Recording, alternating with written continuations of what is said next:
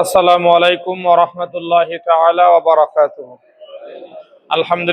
আলহামদুলিল্লাহি ওয়াহদা ওয়াস সালাতু ওয়াস সালামু আলা মান লা নাবিয়্যা বা'দা ওয়া আলা আলিহি ওয়া আসহাবিহি ওয়া বারাকা সাল্লাম। ফাকাদ ক্বালা আল্লাহু সুবহানাহু ওয়া তাআলা ফি কালামিহিল মাজিদ ওয়া ফি ফুরকানিহিল হামিদ। আউযু বিল্লাহি মিনাশ শাইতানির রাজীম। বিসমিল্লাহির রাহমানির রাহিম। فسبح بحمد ربك وكن من الساجدين واعبد ربك حتى يأتيك اليقين وقال تعالى إن تجتنبوا كبائر ما تنهون عنه نكفر سيئاتكم وندخلكم مدخلا كريما صدق الله العظيم وقال رسول الله صلى الله عليه وسلم من تعلم القرآن وعلمه وقال عليه الصلاة والسلام أفضل العبادة تلاوة القرآن। আলহামদুলিল্লাহ, সমস্ত প্রশংসা সেই মহান রব্বুল আলামিনের জন্য, যিনি আমাদেরকে শাওয়াল মাসের মধ্যবর্তী সময়ে পবিত্র জুমাবারে পবিত্রতার হালতে যথাসময়ে যথানিয়মে মসজিদে আসার তৌফিক দান করেছেন। সেই রব্বুল আলামিনের দরবারে শুকরিয়া তান সবাই বলি আলহামদুলিল্লাহ। সেই সাথে লক্ষ কোটি দরুদ ও সালাম বর্ষিত হোক বিশ্ব মানবতার মুক্তির দিশারি দুজাহানের কান্ডারি নবী মুহাম্মদ রাসূলুল্লাহ, সবাই পড়ি সাল্লাল্লাহু আলাইহি সাল্লাম। সেই নবীজির পবিত্র রওজা আকদাসে লক্ষ লক্ষ কোটি কোটি দরুদের হাদিয়া পাঠায়। সম্মানিত হাজিরিন, মূলত আজকের আলোচনাটা ছিল গত জুমায় আলোচনা করার বিষয়। যেহেতু হঠাৎ করে আপনাদের এলাকার প্রার্থী ফোন দিয়ে বলতেছে আপনার মসজিদে একটু নামাজ পড়তে যাবো, একটু কথা বলার সুযোগ দিয়েন, বললাম ঠিক আছে আসেন, সমস্যা নাই। তা আসলে গত জুমার আলোচনাটা আজকে করা দরকার, এই জন্য আলোচনার পরিবর্তন করি নাই। রমাদান মাসের পরবর্তী মুসলমানদের করণীয়, মুসলমানরা আসলে কি করবে রমাদান মাস পার হয়ে যাওয়ার সাথে সাথে আমরা আমাদের আচার ব্যবহার, আমাদের চাল চলন, আমাদের আমল আখলাক, আমাদের আপনার নেক আমল থেকে শুরু করে যে সমস্ত ইবাদত বন্দেগীতে আমরা ছিলাম, এই সমস্ত ইবাদত বন্দেগী কি রমাদান মাস আসার সাথে সাথে শুরু করে রমাদান শেষ হওয়ার সাথে সাথে আবার শেষ করে দিব, নাকি বাকি 11টি মাস আমাদেরকে ধরে রাখতে হবে? এ সম্পর্কে আল্লাহ সুবহানাহু ওয়া তাআলা যে তৌফিক দান করেন আজকে কথা বলার চেষ্টা করবো। আমা তৌফিক ইল্লা বিল্লাহ। সম্মানিত হাজিরিন, সূরাতুল হাজর সর্বশেষ দুইটি আয়াত ৯৮ এবং ৯৯ নম্বর আয়াতে আল্লাহ সুবহানাহু ওয়া তাআলা বলতেছেন, এর আগে অনেক আলোচনা করছেন, করার পরে আল্লাহ তার রাসূলকে বলতেছেন। কথাগুলো একটু মনোযোগ দিয়ে শোনার চেষ্টা করব। প্রত্যেকটি কথা আমরা যা বলি সেটা হচ্ছে কোরআন থেকে এবং হাদিস থেকে বলার চেষ্টা করি। প্রত্যেকটা কথাই কথা আল্লাহর তার রাসূলকে বলে দেয়া। রাসূলকে বলে দেওয়া মানে এটা নয় যে আল্লাহ সুবহানাহু ওয়া তাআলা তার রাসূলকে বলেছেন সেই আমল শুধু রাসূলকেই করতে হবে, এমনটা নয়। আল্লাহ রাসূল বলছেন বুইস্তু মুআল্লিমান, আমাকে শিক্ষক হিসেবে পৃথিবীতে প্রেরণ করা হয়েছে। সুতরাং শিক্ষক যা শিখাবেন ছাত্র সেটাই মান্য করা, এটা হচ্ছে অনুগত ছাত্রের বৈশিষ্ট্য। সুতরাং আল্লাহ রাসূলকে যে কথাগুলো শিক্ষা দেওয়া হয়েছে কোরআনুল কারীমের মধ্যে আল্লাহ বলছেন ওমা ইয়ানতিকু আনিল হাওয়া ইন হুয়া ইল্লা ওয়াহয়ু ইউহা। পৃথিবীতে আল্লাহ বলতেছেন আমার রাসূল আমার তরফ থেকে, আমার পক্ষ থেকে কোনো ওহী না পাওয়া পর্যন্ত তিনি একটি কথাও বলতেন না। এই কথার দ্বারা যা বোঝা যায় যে কোরআন এবং হাদিস উভয়টাই আল্লাহর কথা, কারণ আল্লাহর রাসূল তার রবের কথা ব্যতীত তিনি কোনো কথাই বলেননি। তার রব যা বলতে বলেছেন, তার রব যেভাবে যা করতে বলেছেন তিনি সেভাবে বলেছেন, সেভাবে করেছেন। এদিক থেকে আমরা বুঝতে পারি কোরআন এবং হাদিস উভয়টাই কথা আল্লাহর, তবে একটু বেশ কম আছে। দুইটাই ওহী। ওহী সাধারণত দুই প্রকার, একটাকে আমরা জানি ওহী মাতলু, একটাকে জানি গায়রে মাতলু। আরবিতে বলা হয় যে তেলাওয়াতকৃত আর তেলাওয়াতকৃত নয়। তেলাওয়াতকৃত বলতে বোঝানো হচ্ছে যেটা নামাজের মধ্যে যে ওহীটাকে তেলাওয়াত করা হয় তথা কোরআন, আর যে ওহীকে নামাজের মধ্যে তেলাওয়াত করা হয় না সেটা হচ্ছে হাদিস। তবে দুইটাই আল্লাহর কথা, যে কথা আমরা সরাসরি কোরআন থেকেই শুনলাম যে আল্লাহ তা বলছেন যে আমার রাসূল আমার পক্ষ থেকে কোনো ওহী না পাওয়া পর্যন্ত কোনো কথা বলেন না। সুতরাং আমরা কোরআন থেকে যা বলবো এবং হাদিস থেকে যা বলবো দুইটাই মুসলমানদের জীবনে আবশ্যকভাবে পালনীয় এবং কর্তব্য। সম্মানিত হাজিরিন, আল্লাহ তার রাসূলকে বলতেছেন, হে রাসূল ফাসাব্বিহ বিহামদি রাব্বিকা, আপনি আপনার প্রভুর, আপনার লালন পালনকারীর, আপনাকে যিনি এতিম অবস্থা থেকে, আপনি যখন কিছুই ছিলেন না, পৃথিবীতে অস্তিত্ব ছিল না, তখন থেকে শুরু করে পৃথিবীতে অস্তিত্বে আসার পর থেকে এবং পৃথিবীতে আপনি 63 বছর জিন্দেগিতে সব ক্ষেত্রে যে রব আপনাকে সব সময় দেখভাল করেছেন, সেই রবের তাসবিহ আদায় করুন। এরপরে বলতেছেন ওয়াকুম মিনাস সাজিদিন, এবং আপনি সিজদাকারীদের অন্তর্ভুক্ত হয়ে যান। বিষয়টা বোঝেন, সিজদাকারী বলতে যারা নামাজ কালা, সিজদা কোথায় করা হয়? নামাজে করা হয় সিজদা। জানাজার নামাজে কি সিজদা আছে নাকি? সিজদা নাই। তাহলে আমরা 5 ওয়াক্ত নামাজে সিজদা রয়েছে, এই সিজদাকারীদের অন্তর্ভুক্ত হতে বললেন। তার মানে বোঝা যাচ্ছে আল্লাহর রাসূলের শুরুতেও আগেও পৃথিবীতে সিজদাকারী ছিল, তার রবকে আল্লাহকে সিজদা করার মতো অসংখ্য বান্দা ছিল। আল্লাহ তার রাসূলকে বলতেছেন, হে রাসূল আপনিও তাদের অন্তর্ভুক্ত হয়ে যান। তার মানে তারা হচ্ছে আল্লাহর পক্ষ থেকে রহমত প্রাপ্ত ব্যক্তি। আল্লাহ তার রাসূলকে বললেন সিজদাকারীদের অন্তর্ভুক্ত হয়ে যাও। কখন পর্যন্ত? আল্লাহ তার একটা সীমাও বর্ণনা করে দিলেন, ওয়াবুদু রাব্বাকা হাত্তা ইয়াতিকাল ইয়াকিন, হে রাসূল আপনি আপনার প্রভুর ইবাদত ততক্ষণ পর্যন্ত করুন যতক্ষণ পর্যন্ত আপনার নিকটে মালাকুল মউত উপস্থিত না হয়। আল্লাহ তার রাসূলকে বললেন, হে রাসূল আপনি ততক্ষণ পর্যন্ত আপনার রবের ইবাদত করুন যতক্ষণ পর্যন্ত মালাকুল মউত আপনার সামনে মৃত্যুর পয়গাম নিয়ে হাজির না হয়, ততক্ষণ পর্যন্ত আপনি আপনার রবের ইবাদত করবেন। এটা হচ্ছে আপনার রবের ফয়সালা। কাকে বলছেন এই কথা? আল্লাহ তার রাসূলকে বলছেন। কথা বুঝেন নাই মনে হয়। কাকে বলছেন? আল্লাহ তার রাসূলকে বলছেন। যে রাসূলের জীবনে কোনো গুনাহ নাই, পূর্ববর্তী পরবর্তী সমস্ত গুনাহ আল্লাহ মাফ করে দিয়েছেন, যে রাসূলকে আল্লাহ সুবহানাহু ওয়া তাআলা, আল্লাহ কোরআনে বলছে আলাম নাশরাহ লাকা সাদরাক, হে রাসূল আমি কি আপনার বক্ষকে বিদীর্ণ করিনি? আল্লাহ রাসূলের সিনাকে বিদীর্ণ করে, আল্লাহ রাসূলের সিনা থেকে হিংসা অহংকার থেকে শুরু করে বদ যত গুণ আছে, বদ যত মানুষের ভিতরে গুণাগুণ থাকে, যে সমস্ত কারণে মানুষ গুনাহ করে, এই সমস্ত বস্তুগুলোকে হাউজে কাউসারের পানি দিয়ে ধুয়ে, জমজমের পানি দিয়ে ধুয়ে পবিত্র করা হয়েছে। আল্লাহ রাসূলের একাধিকবার সিনা চাক হয়েছে।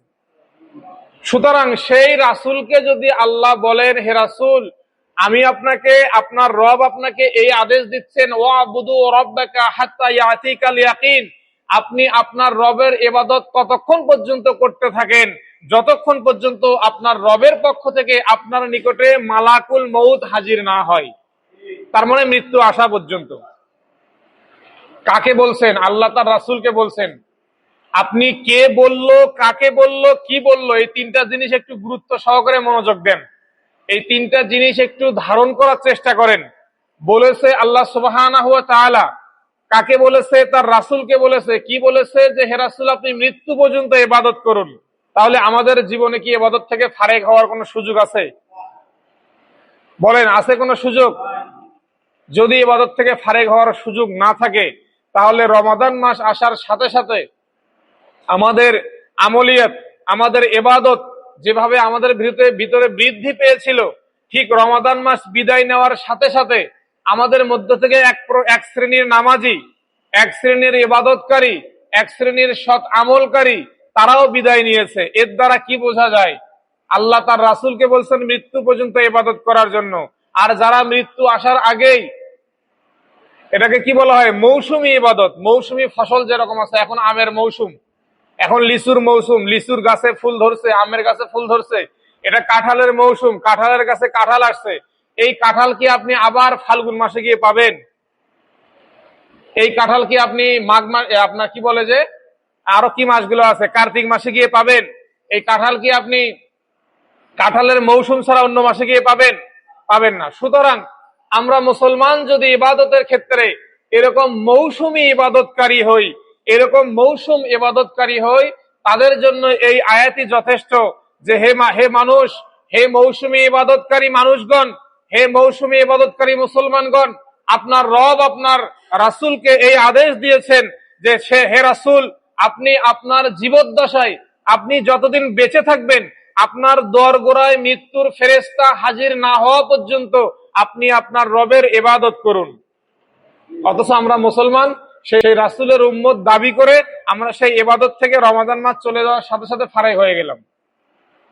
সম্মানিত হাজিরিন, তাহলে রমাদানের সর্বপ্রথম শিক্ষা হচ্ছে আমাদের বাকি 11টি মাস তাকওয়ার উপরে ইস্তেকামাত থাকতে হবে, দৃঢ় থাকতে হবে। আল্লাহ বলছেন, ইন্নাল্লাযীনা ক্বালু রাব্বুনাল্লাহ সুম্মা ইসতাকামু ওয়ালা খাউফুন আলাইহিম ওয়ালা হুম ইয়াহজানুন। ইন্নাল্লাযীনা, নিশ্চয় ওই সমস্ত ব্যক্তি যারা ক্বালু বলে, রব্বুনাল্লাহ, আমাদের প্রভু হচ্ছে একজন আল্লাহ, আমাদের রব হচ্ছে আল্লাহ, সুম্মা ইসতাকামু, অতঃপর তারা এই কথার উপরে অটল থাকে। হযরত বেলাল হাবশী রাদিয়াল্লাহু তাআলা আনহু যখন ইসলাম ধর্ম গ্রহণ করলেন, যখন তার মনিব ছিল কাফের, তিনি যখন শুনতে পারলেন যে সে বেলাল ইসলাম গ্রহণ করেছে, তিনি যখন শুনলেন এমনিতে কালো মানুষ, সেই কালো মানুষটাকে আল্লাহর উপরে ঈমান আনার কারণে তৎকালীন যুগের আপনার সেই মরুভূমির বালুতে, উত্তপ্ত বালুতে তাকে যে পরিমাণে নির্যাতন করা হয়েছে, আজকের যুগের কোন মুসলমানকে ওই রকম নির্যাতন করা তো দূরের কথা, ওই রকম নির্যাতনের চিত্র দেখানো হলে সে ঈমান হারাই ফেলবে। আজকের যুগের কোন মুসলমানকে হযরত বেলাল হাবশী রাদিয়াল্লাহু তাআলা আনহুর যে আল্লাহর উপরে ঈমান আনার কারণে তাকে যে পরিমাণে অত্যাচার করা হয়েছে, যে পরিমাণে জুলুম করা হয়েছে, এই জুলুম বর্তমান যুগের কোন মুসলমানদের উপর হওয়া তো দূরের কথা, যদি এই জুলুমের একটা ভিডিও চিত্র তাকে দেখানো যায়, সে সাথে সাথে বলবে যে আমার ঈমানের দরকার নেই, আগে বাঁচতে হবে। নাউজুবিল্লাহ। সম্মানিত হাজিরিন, তাহলে আমাদেরকে এই রমাদান মাস চলে যাওয়ার সাথে সাথে আমাদের ভিতরে যে তাকওয়া আনয়ন আমরা করেছিলাম, যে তাকওয়া আমাদের ভিতরে বাসা বেঁধেছিল, এই তাকওয়াকে বাকি 11 মাস আমাদের ভিতরে রেখে দিতে হবে। অনুরূপ ভাবে এই তাকওয়ার উপরে আমাদেরকে অবস্থান করে থাকতে হবে, এবং এই তাকওয়ার ভিতরে অবস্থান করে আল্লাহ সুবহানাহু ওয়া তাআলা যত বিধিনিষেধ আছে, এই বিধিনিষেধগুলো আমাদের বাস্তব জীবনে বাস্তবায়ন করার মাধ্যমে আবার রমাদান মাস পর্যন্ত আল্লাহ যদি আমাদেরকে হায়াত দারাজ করে আবার আমরা রোজা রাখবো, এভাবে একটি বছর যদি আমরা পার করতে পারি, আল্লাহ রাসূল বলছে, as-salawatul khams al-jumu'atu ila al-jumu'ah wa ramadanu ila ramadan mukaffiratun ma bainahunna, যে এক 5 ওয়াক্ত নামাজের সময় এক নামাজ থেকে আরেক নামাজ, এক জুমা থেকে আরেক জুমা, এক রমাদান থেকে আরেক রমাদান, কোন বান্দা যদি এই ইবাদত বন্দেগীতে মগ্ন থাকতে পারে, এর ভিতরে যত ছোট ছোট গুনাহগুলো হয়ে যাবে, আল্লাহ রাসূল বলছে এই সমস্ত গুনাহগুলোকে আল্লাহ সুবহানাহু ওয়া তাআলা মাফ করে দিবেন। সম্মানিত হাজিরিন, তাহলে আমাদের রমাদানের প্রথম শিক্ষা আমরা কি করব? আমরা তাকওয়ার উপরে দৃঢ় থাকবো, আমরা কখনো এই পথ থেকে বিচলিত হব না। দ্বিতীয় হচ্ছে, আমাদের রমাদানের পরে যে 6টি শাওয়ালের 6টি রোজা, এটা অনেক বড় কঠিন আমল, এটা অনেক বড় কঠিন আমল। রমাদানের যে 6টি, রমাদান পরবর্তী যে 6টি শাওয়াল মাসের রোজা রয়েছে, এটা অনেক বড় কঠিন আমল। এটা যে ব্যক্তি করেন আর যে ব্যক্তি করেন না, এই দুইজন ব্যক্তির অনুভূতি কখনো এক পাল্লায় মানে করা সম্ভব না। যে ব্যক্তি রমাদানের পরে শাওয়াল মাসের 6টি রোজা রেখেছেন বা রাখেন, এই ব্যক্তির অনুভূতি এবং যে ব্যক্তি রাখেন না, এই দুই ব্যক্তির অনুভূতি আসমান আর জমিন ফারাক। এই দুই ব্যক্তির অনুভূতিকে কখনো এক দাঁড়িতে এক পাল্লায় মাপা সম্ভব না। সুতরাং এটা অনেক বড় একটা ইবাদত। এই জন্যই আল্লাহ রাসূল বলছেন, মান সামা রমাদানা সুম্মা আতবাহু সিত্তাম মিন শাওয়াল কানা কাসিয়ামিদ দাহর, রাওয়াহুল মুসলিম। হাদিসটি ইমাম মুসলিম রাহমাতুল্লাহ আলাইহি তার মুসলিম শরীফে বর্ণনা করেছেন। আল্লাহ রাসূল বলছেন, মান সামা রমাদানা, যে ব্যক্তি রমাদানের রোজা পরিপূর্ণ করে ফেললো, সুম্মা আতবাহু সিত্তাম মিন শাওয়াল, এরপরে শাওয়াল মাসের 6টি নফল রোজা যে ব্যক্তি আদায় করতে পারবে, আল্লাহ রাসূল বলছেন, কানা কাসিয়ামিদ দাহর, যেন সেই ব্যক্তি 12টি মাস রোজা রেখেছে। 12টি মাস রোজা রাখা আমাদের পক্ষে সম্ভব না। আপনার লাইলাতুল মিরাজের মধ্যে আল্লাহ রাসূলের উপর যখন রোজা এবং নামাজ ফরজ করে দেয়া হলো, 50 ওয়াক্ত নামাজ, আল্লাহ রাসূল যখন আসলেন, মুসা নবীর সাথে দেখা হলে মুসা নবী বলছেন যে আমার উম্মতরা যে দুর্বল ছিল, বনি ইসরাইল আমার উম্মতরা যে দুর্বল ছিল, এরপরে আমার পরে আরো 2 জন নবী চলে যাওয়ার পরে হে রাসূল আপনি আসছেন, আপনার উম্মতরা আরো বেশি দুর্বল, এই 50 ওয়াক্ত নামাজ আপনার উম্মতের পক্ষে আদায় করা সম্ভব না। 12 মাস রোজা, 50 ওয়াক্ত নামাজ, এটা সম্ভব না। তিনি মুসা নবীর পরামর্শে বারবার আল্লাহর কাছে গিয়েছেন, আল্লাহ সুবহানাহু ওয়া তাআলা 5 ওয়াক্ত করে কমে দিয়েছেন। আল্লাহ রাসূল সর্বশেষ যখন 5 ওয়াক্ত আর বাকি আছে, 1 মাসের রোজা বাকি আছে, তখন মুসা নবী বললেন যে হে রাসূল আপনি আরো কমে নিয়ে আসেন। আল্লাহ রাসূল বলছে আমার যেতে লজ্জা লাগতেছে, আর যেতে পারবো না। এই 5 ওয়াক্ত নামাজ যে ব্যক্তি নিয়মিত সময় মতো জামাতে মসজিদে আদায় করার সামর্থ্য যার হবে, সেই ব্যক্তি 50 ওয়াক্ত নামাজের সওয়াব তার আমলনামায় দেওয়া হবে। ঠিক অনুরূপ ভাবে রমাদান মাসের রোজা পরিপূর্ণ করার পরে কোনো ব্যক্তি যদি শাওয়াল মাসের 6টি রোজা রাখতে সক্ষম হন, এই 6টি রোজা আপনাকে লাগাতার রাখতে হবে এমন কোনো কথা নয়। পুরো শাওয়াল মাসের মধ্যে 6টি রোজা রাখতে পারবেন, মাঝখানে বাদ দিয়ে রাখতে পারবেন। তবে রাখা শুরু করলে একবারে রাখলে সব থেকে ভালো হয়।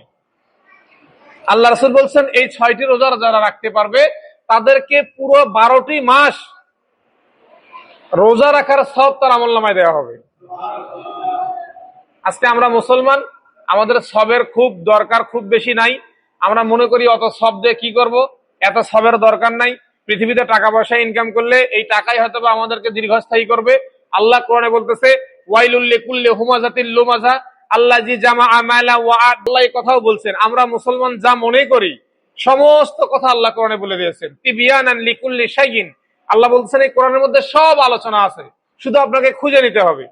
আমরা মনে করি এত ইবাদত বন্দেগী কি দরকার, রমাদান মাস আসছে টাকা পয়সা যা ইনকাম করার করছি, অথবা যারা রমাদান মাসে মনে করছে যে রমাদান মাস তো নামাজ রোজা যা করছি আর বাকি মাসগুলোতে আমাকে টাকা পয়সা উপার্জন করতে হবে, কাম কাজ করতে হবে, এখন আর ইবাদতের দরকার নাই। তাদের সম্পর্কে আল্লাহ বলতেছেন দুর্ভোগ হচ্ছে ওই সমস্ত ব্যক্তির যারা সম্পদ জমা করে এবং মনে মনে এই ধারণা করে আয়াহ ওয়াইলুল লিকুল্লি হুমাযাতিল লুমাযা আল্লাযী জামাআ মালা ওয়া আদ্দাদা, যে ব্যক্তি সম্পদ মানে জমা করে ওয়া আদ্দাদা এবং বারবার গণনা করে। এরপরে আয়াতে আল্লাহ বলতেছেন এবং সে মনে করে যে এই সম্পদ তাকে দীর্ঘস্থায়ী করবে, এই সম্পদ তাকে দীর্ঘকাল বেঁচে রাখবে। নামাজ আমরা যারা রমাদানে 5 ওয়াক্ত নামাজ নিয়মিত পড়তাম, এই 5 ওয়াক্ত নামাজ রমাদানের পরে আমাদের নিয়মিত পড়তে হবে। আল্লাহ সুবহানাহু ওয়া তাআলা বলছেন ইন্নাস সালাতা কানাত আলাল মুমিনিনা কিতাবাম মাওকুতা, এই 5 ওয়াক্ত নামাজ মুমিনদের উপরে যথা সময়ে যথা নিয়মে ফরজ। সুতরাং নামাজের সময় হলে আপনাকে অবশ্যই 5 ওয়াক্ত নামাজ পড়তে হবে, এটা আপনার চালু রাখতে হবে। এরপরে রমাদান মাসে নফল ইবাদত যেটা আমরা চালু করেছিলাম, রমাদান মাসের শেষ রাতে মানে খাবারের 10 মিনিট 15 মিনিট আগে উঠে আমরা 8 রাকাত 10 রাকাত 4 রাকাত কমপক্ষে 2 রাকাত নফল নামাজ যেটা পড়ার অবস্থা চালু করেছিলাম, আমরা চেষ্টা করব এখনো ফজরের নামাজের একটু আগে উঠে ওই 2 রাকাত 4 রাকাত নামাজটা যদি আমরা চালু রাখতে পারি, এটাই হচ্ছে মুমিনের জীবনের সব থেকে বড় সফলতা।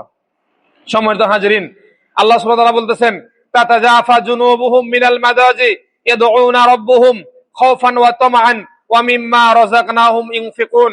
আল্লাহ সুবহানাহু ওয়া তাআলা বলতেছেন যে মুমিনদের যে গা আছে, যার তাদের পিঠ, এই পিঠ বিছানার থেকে আলাদা করা হয়, আলাদা করে তারা তাদের রবকে ডাকে খাওফান জাহান্নামের ভয়ে, ওয়া তামআন জান্নাতের আশায়, এবং কি করে ওয়া মিম্মা রাযাকনাহুম ইউনফিকুন, এবং তারা তাদের যে দানের যে ধাত, তাদের যে দানের যে ধারাবাহিকতা, দ্বীনের পথে ইসলামের পথে যে দানের ধারাবাহিকতা, এটাকে তারা নিয়মিত বজায় রাখে। এটা হচ্ছে মুমিনদের গুণাগুণ। দানের হাত চালু রাখতে হবে। এরপরে হচ্ছে কোরআন তেলাওয়াত। আলোচনা করতে চাইছিলাম যে মাত্র 6-7টা পয়েন্ট, সেটা করার সময় হচ্ছে না। যাই হোক, দানের হাত আমরা চালু রাখবো। এরপরে কোরআন তেলাওয়াত। আল্লাহ রাসূল বলছেন আফদালুল ইবাদাতি তেলাওয়াতুল কোরআন, সব থেকে উত্তম নফল ইবাদত হচ্ছে কোরআন তেলাওয়াত করা, এবং আরো বেশি উত্তম হয় যদি আপনি কোরআন তেলাওয়াতটা অর্থ বুঝে করতে পারেন। এমনি তো তেলাওয়াত করলে প্রত্যেকটা অক্ষরে একটা মানে 10টা করে নেকি পাবেন। আল্লাহ রাসূল বলছেন যে এই 10টা নেকিকে আবার 10 গুণ পর্যন্ত বাড়িয়ে দেওয়া হবে। সুতরাং এই কোরআন তেলাওয়াতের যে রমাদান মাসে আমাদের ভিতরে যে একটা প্রবণতা ছিল, এটা আমরা চালু রাখার চেষ্টা করব। এরপরে হচ্ছে পাপ থেকে বিরত রাখা। আমি একটু দ্রুত করতেছি, সময় শেষ। আমরা রমাদান মাসে কিন্তু সবাই যথাসম্ভব চেষ্টা করেছি যে আমার দ্বারা যেন কোনো পাপের কাজ না হয়। করছি কিনা এটা? অন্য মাসে আমরা এই চেষ্টা না করলেও রমাদান মাসে অন্তত এই চেষ্টাটা করি যে আমার দ্বারা যেন আল্লাহ রমাদানে কষ্ট করে রোজা রাখতেছে, আমার দ্বারা যেন কোনো পাপের কাজ না হয়। আপনি এই যে পাপ থেকে নিজেকে বিরত রাখা, এইটা যদি আপনি রমাদানের বাইরের সময়গুলোতে রাখতে পারেন, তাহলে আপনি সফল কাম। সম্মানিত হাজিরিন, আল্লাহ কি বলছেন? ইনতাজতানিবু কাবাইরা মা তুনহাউনা আনহু, যদি হে বান্দা তোমরা যদি কবিরা গুনাহগুলো থেকে বেঁচে থাকতে পারো, নুকাফিরু সাইয়্যাতিকুম, তাহলে তোমাদের গুনাহসমূহ ছোট গুনাহগুলোকে মাফ করে দেওয়া হবে। ওয়া নুদখিলুকুম মুদখালান কারীমা, এবং তোমাদেরকে সম্মানজনক একটা স্থানে প্রবেশ করানো হবে, তথা জান্নাতে। এটা আল্লাহ বলছেন যদি কবিরা গুনাহ থেকে বড় বড় যে গুনাহ আছে, অন্যের হক নষ্ট করা, মানুষকে অন্যায়ভাবে গালাগালি করা, মানুষের ক্ষতি করা, এরকম আল্লাহর সাথে শিরক করা, বাপ মায়ের অবাধ্য হওয়া, কোন মানুষের অন্যায়ভাবে তার ধন সম্পদের ক্ষতি করা, এরকম বড় বড় গুনাহ যেগুলো আছে, আপনারা কবিরা গুনাহ কতগুলো এর একটা সংখ্যা আছে, আপনারা একটা ছোট্ট একটা বই এটা কিনে নিয়ে হলেও পড়বেন, না হলে কারো কাছ থেকে নিয়ে পড়বেন। আর যুবক যারা বা যাদের হাতে মোবাইল আছে, বড় মোবাইল থাকলে এখানে কবিরা গুনাহ কি কি অনলাইনে সার্চ দিলে আপনি একটা তালিকা পাবেন, এগুলো একবার হলেও পড়ে নিবেন, যেন ওই কাজগুলো আপনার দ্বারা না হয়। সম্মানিত হাজিরিন, আল্লাহ বলছেন এই কবিরা গুনাহ থেকে আমরা যদি বেঁচে থাকতে পারি, তাহলে তিনি আমাদের জীবনের ছোট ছোট গুনাহগুলোকে মাফ করে দিবেন। শুধু এটাই শেষ না, ওয়ানুদখিলুকুম মুদখালান কারীমা, আল্লাহ বলছেন তোমাদেরকে একটা সম্মানজনক জায়গা তথা জান্নাতে প্রবেশ করানো হবে। আল্লাহ সুবহানাহু ওয়া তাআলা আমাদের সবাইকে রমাদানের পরবর্তী যে সমস্ত আমলের কথাগুলো বললাম, এই আমলগুলো আমাদের ভিতরে জারি রেখে ইহকালীন শান্তি এবং পরকালীন মুক্তির পথ সুগম করার তৌফিক দান করুক। ওয়া আখিরুদ দাওয়ানা আনিল হামদুলিল্লাহি রাব্বিল আলামিন। আসসালামু আলাইকুম ওয়া রাহমাতুল্লাহ।